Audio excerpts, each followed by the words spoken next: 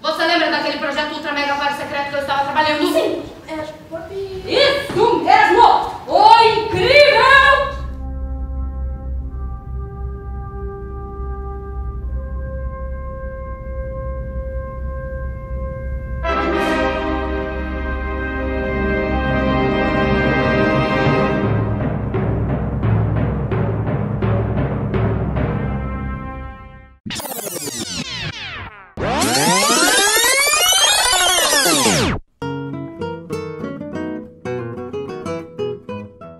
Imagine crescer e passar a enxergar tudo preto e branco. Ser adulto e não conseguir enxergar a infinidade de cores da vida. Inconformada com esta realidade, a menina Luzia sai em busca das cores e pede ajuda à doutora Delfina. Utilizando toda a sua astúcia e coragem infantil, ela viaja pelo arco-íris e faz amigos e descobre outras maneiras de colorir a sua vida. O espetáculo A História das Cores é a segunda peça da temporada 2017 do projeto TPE, Teatro, Pesquisa e Extensão. No programa Efêmera Arte de hoje, além das entrevistas com o elenco e dos trechos da peça, mostraremos também alguns depoimentos de alunos e professores que assistiram à peça através do projeto TPE Escola. Essa iniciativa permite que estudantes da educação básica possam vir até a Sala Corpo Santo e entrar no mundo do teatro.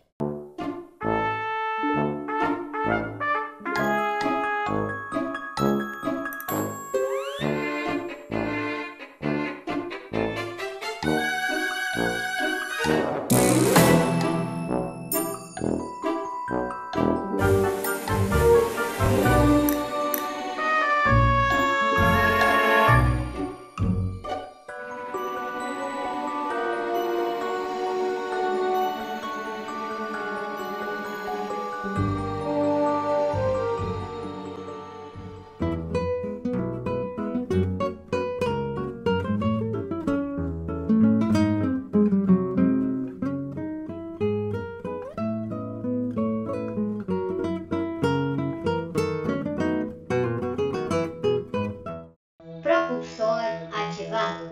Aguarde enquanto os dados são processados. Iniciando atividades. Bom, a História das Cores, tudo começou quando a Luzia veio me procurar. Luzia é uma grande amiga, uma menina muito inteligente, muito inteligente. Eu estou ajudando ela no projeto de ciências. A gente se conheceu faz um tempo já. Ela me orienta bastante, assim, nos meus trabalhos. Eu gosto muito de ciência, sabe? E ela é a pessoa mais inteligente que eu conheço, principalmente sobre esses assuntos de ciência. Ela veio me procurar porque estava muito preocupada, porque ela parou de enxergar as cores. Como você sabe, nós adultos não enxergamos as cores mais e eu não consigo explicar o porquê que isso acontece. Você já imaginou parar de enxergar as cores? Sabe? Não conseguir ver a cor das coisas, não conseguir ver a cor de um morango, a cor de uma árvore. Sabe? A sensação que as cores têm também é muito importante. Como, por exemplo, quando a gente vê o verde, às vezes a gente sente essa sensação de natureza, de liberdade. Ou, por exemplo, o vermelho que traz essa sensação de calor, de afeto. E imagina tu não conseguir ver e nem sentir esse tipo de coisa. Só de pensar nisso eu começo a ficar nervosa. Eu prefiro não falar mais sobre isso. Doutora Delfina! Nossa, cumprimento! Como é que você vai, Luzia? Na verdade, não muito bem, doutora. Por quê? Aconteceu? Aconteceu uma coisa muito estranha no colégio hoje.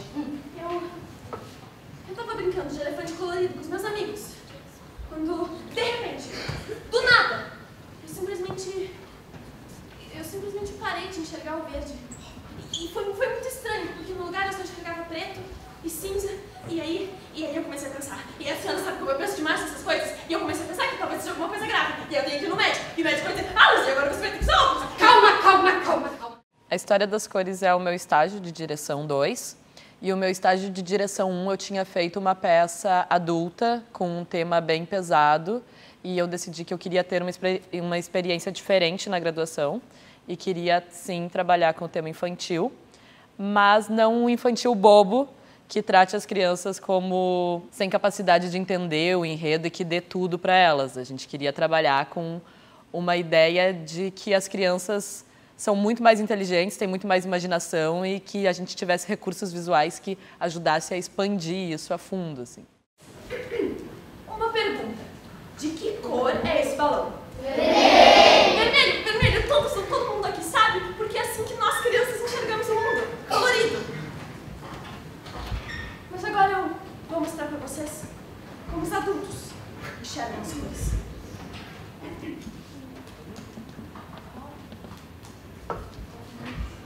Preto.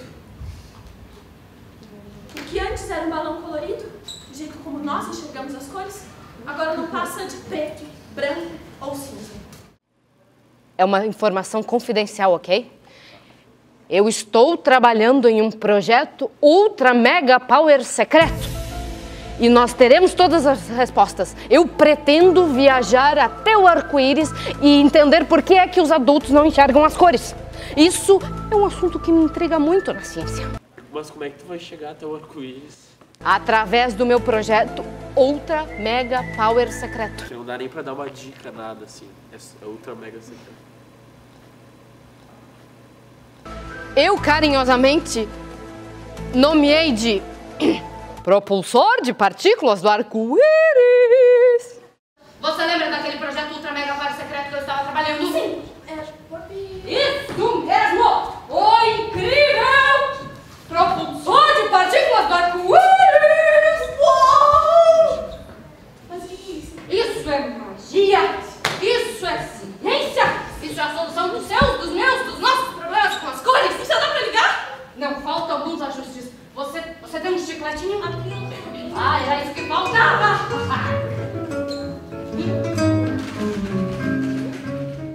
A dramaturgia é coletiva e foi toda criada em processo de ensaio. Eu tive uma ideia inicial de um mundo onde os adultos enxergavam preto e branco e as crianças enxergavam colorido, só. Daí eu convidei as gurias e a gente começou a ensaiar. E aí foi nascendo a doutora Delfina, o Amarílio, a dona Rubra, e todos eles foram construindo com as suas frases, com o que estavam vivos neles, a dramaturgia da nossa peça. Então ela é um conjunto de 9 personagens. Sim, mas eu achei que mantinha isso lá. Mas pode inverter, vai pro foco que tu quiser. Escolhe, escolhe, escolhe. Sério? Eu já tô aí, por que eu vou ficar aí no destaque?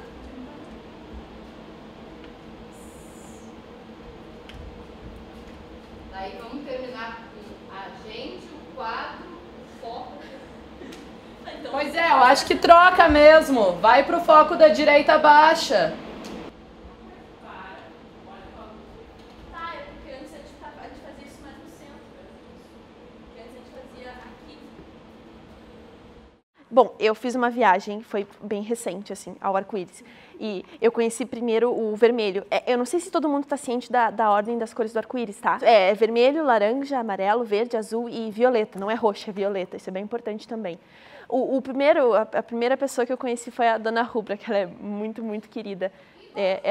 Isso é muito interessante de se falar, porque a dona Rubra, ela é uma senhorinha e o vermelho é a cor mais antiga, sabia disso? E ela é uma senhorinha muito querida e muito atenciosa, eu gosto muito dela. Quem é você?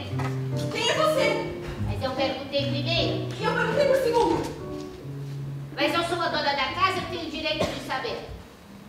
Espera, a senhora é a dona da casa? Sim, estou pronta para defendê-la, pode vir. Não, a senhora me desculpe. Mas é que eu não sabia que existiam casas no arco-íris. É claro que existem casas no arco-íris. Nota mental número 1. Existem casas no arco-íris. E aí depois teve o Mestre das Laranjeiras, que ele é um cara, às vezes, meio estranho, assim. Mas eu gosto bastante dele, porque ele me ensinou a ser mais calma. Inclusive, eu devia lembrar disso agora. Às vezes eu falo um pouco rápido. Eu sou o grande mestre das laranjeiras. Estou muito feliz por você ter cruzado o meu caminho. Todas as vezes em que alguém cruza o nosso caminho, grandes transformações são possíveis. Bom, depois do Mestre das Laranjeiras teve o Amarílio, que o Amarílio é um cara que não tem como não se gostar, assim. Ele é um cara muito, muito otimista e muito querido, e ele fala de um jeito bem engraçado. Mais um aqui. Calça. Isso aí, muito bem. Isso aí, calça. Um pezinho, isso, muito bem. Outro pezinho. Isso aí, muito bem. Os pés não estão mais molhados. Tcharam! E depois teve a senhora Green. A senhora Green, às vezes, eu ficava meio preocupada porque eu tenho um pouco de medo de acabar machucando ela, pisando ela, porque ela é bem pequenininha. Mas, apesar de pequenininha, ela é, assim, a pessoa mais determinada que eu conheço, porque, nossa, que pessoa inteligente que a senhora Green é. Luta por muitas coisas importantes. Eu tenho muitos amigos com tamanhos diferentes, mas hoje eu estou aqui na condição de representante da Associação das Grandes Causas para as Pequenas Criaturas. Associação das Grandes o quê? Associação das... Vocês, pessoas de tamanho normal, nunca se importam com os nossos pequenos problemas, não é mesmo? Para vocês, todos nós deveríamos ser iguais. Aliás, vocês saberiam me dizer quem foi que inventou essa coisa de ser normal? E aí depois teve o Azul e o Anil, que, bom, muito confusa. Até agora eu estou um pouco confusa com o Azul e com o Anil. Porque eles falam ao mesmo tempo e às vezes a gente não sabe se é um ou não sabe se é outro. E eles ficam se virando e às vezes eu fico meio confusa. Muito prazer. O senhor deve ser o azul. Que? Azul. Azul. Eu não fui tão ofendido toda a minha vida. Eu sou muito mais bonito que o azul. Muito mais elegante. Je suis Anil. Enchanté. O senhor me desculpe, mas é que vocês dois são muito parecidos. Mas quem que apareceu aqui, ué? Você e o azul? Eita, besta, você que sou azul, como é que você é parecido comigo mesmo? Não. O senhor me desculpe, mas eu tava com o Anil agora e vocês dois são muito semelhantes. E aí depois teve a Agente Violeta, que muito complicado achar a Agente Violeta. Ela, assim, todo mundo do Arco-Íris tenta encontrar a Agente Violeta e eu acho que eu tive muita sorte de conseguir encontrar ela, porque realmente não é todo mundo que consegue. E foi graças a ela que eu consegui voltar para casa agora e tô dando essa entrevista agora para vocês.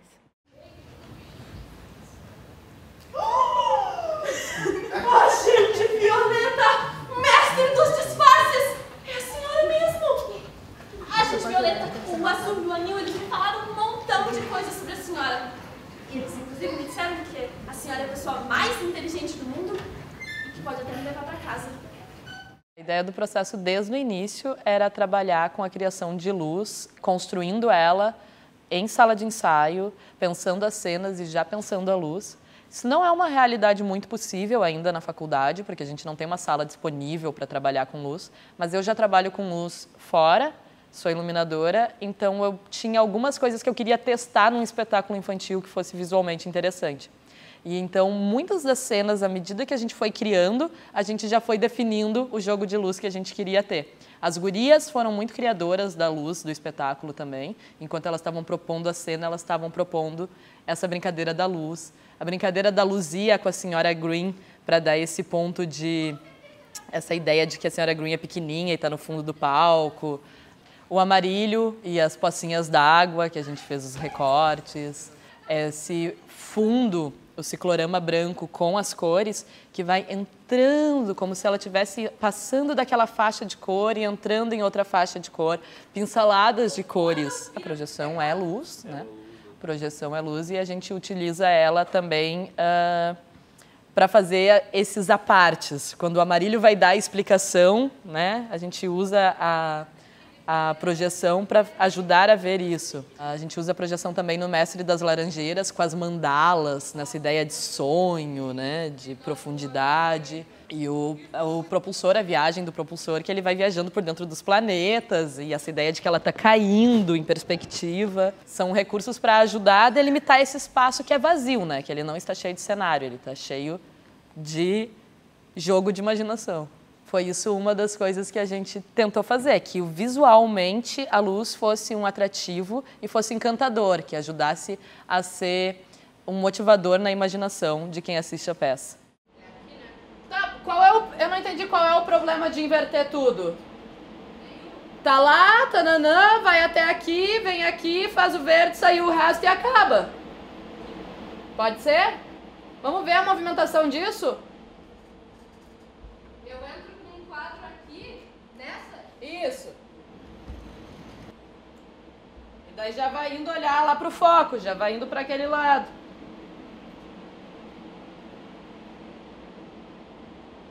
Ana tá bem pertinho, né, pra estar na luz. Não tá funcionando essa luz, vocês vão ter que estar um pouco mais pra frente. Aí. Não é possível. O figurino também foi criado por uma mulher, é a Mari Falcão. Ela trabalhou de acordo com coisas que a gente pedia, criando em cima e usando imaginação. E a ideia do figurino é que ele seja prático para essas trocas rápidas de cores, que ele ajude a ser eficiente em reconhecer aquele estereótipo daquele personagem e que ele seja vivo, vibrante. E eu acho que isso fica muito claro quando ajuda a Casália a se transformar em outro personagem rapidamente, também porque ela muda de roupa, ela muda de acessórios e ela é outro personagem, tem outra voz, tem outra postura corporal, tem outro jogo de atuação. Isso aqui, hein? Que cor é? Negro. Verde. Acho que dá pra botar ele mais pra trás.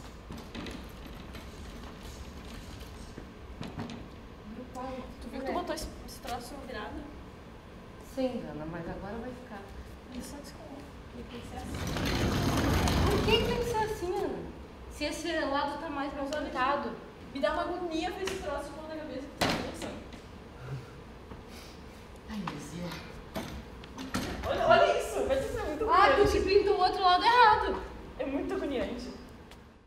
A trilha ela foi criada pro espetáculo exclusivamente e a Morena Bauler canta as letras e ela e o Maitã tocam, o Maitã Knab. E a ideia da criação é que eles também fossem criando à medida que a gente fosse criando, que fosse um processo coletivo. Então eles vieram, assistiram alguns ensaios, a gente falou as nossas ideias de músicas e quais os momentos, e eles trabalharam os dois juntos fora do ensaio, criaram coisas, nos trouxeram, a gente ouviu, fez edições, mandou de volta, e foi um jogo de trabalho coletivo de uma música que tem que ter o clima daquilo que está sendo criado, é isso que a gente pede para eles. E é muito mais legal quando a gente não encontra uma música pronta e coloca em cima da peça que a gente tem, né? A trilha é criada para aquele momento. É mais verdadeiro, assim, essa música no final a gente consegue fazer um fechamento de toda a peça a partir da letra da música, em que a letra fala de cada um dos personagens que a Luzia conheceu no Arco-Íris.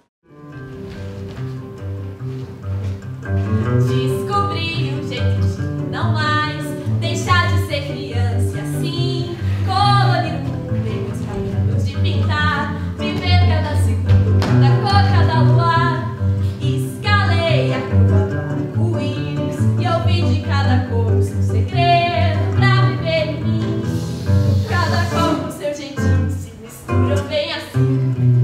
Dona Rubra carinhosa tem um mestre muito zen, amarillo otimista, a senhora muito bem. Azul anil, uma grande confusão, e a gente violeta, pura imaginação. Dona Rubra carinhosa tem um mestre muito zen, amarillo otimista, a senhora Green também. Azul anil, uma grande confusão, e a gente violeta, pura imaginação.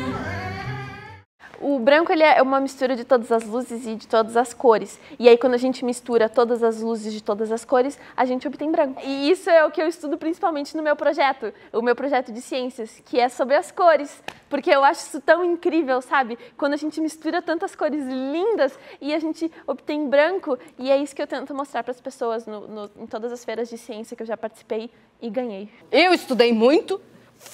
Desde criança eu tive muita aptidão para as ciências, para os números e para a engenharia. Então eu decidi dedicar a minha vida à ciência. Então fui estudando, primeiro fiz faculdade, depois eu fiz um mestrado, depois eu fiz um doutorado e hoje sou uma reconhecida cientista, doutora Delfina. Acho que as artes são fascinantes. Inclusive, nos meus trabalhos eu misturo magia e ciência.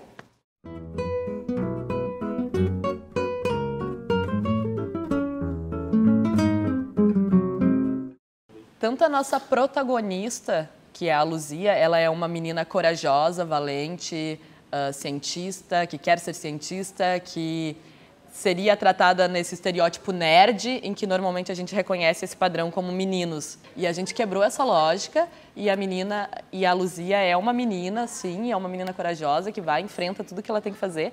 E ela tem como uma amiga a doutora Delfina, também para quebrar esse estereótipo de que é doutor, cientista, né? Cientistas malucos nos filmes americanos, ou essa ideia de que os professores no ensino no 2º grau são todos homens, né, de ciências. E a gente quebra essa ideia e trabalha com mulheres, sim, que não fogem desse estereótipo machista e preconceituoso da mulherzinha frágil, sensível, mas sim mulheres que criam. E, coincidentemente, a nossa equipe é toda formada por mulheres, a equipe que está nas apresentações. Tem a Vitória trabalhando na trilha sonora e nas projeções, e a Alessandra na contrarregragem. A gente teve ajuda de homens, as cotas, no processo. O Fanael foi um dos que nos ajudou na edição de som e de vídeo. O Pedro tirou fotos, mas a gente trabalha basicamente com uma equipe de mulheres que existem e estão aqui fazendo teatro, né? Tu gosta de apresentar teus trabalhos para as crianças? O que tu acha das crianças? Eu acho elas fascinantes, principalmente porque elas que dão o colorido à nossa vida, não é mesmo? Se não fosse elas, o propulsor não existiria, não. Tanto que, quando eu ganhar o Prêmio Nobel de Ciências, eu agradecerei e dedicarei o prêmio a todas elas.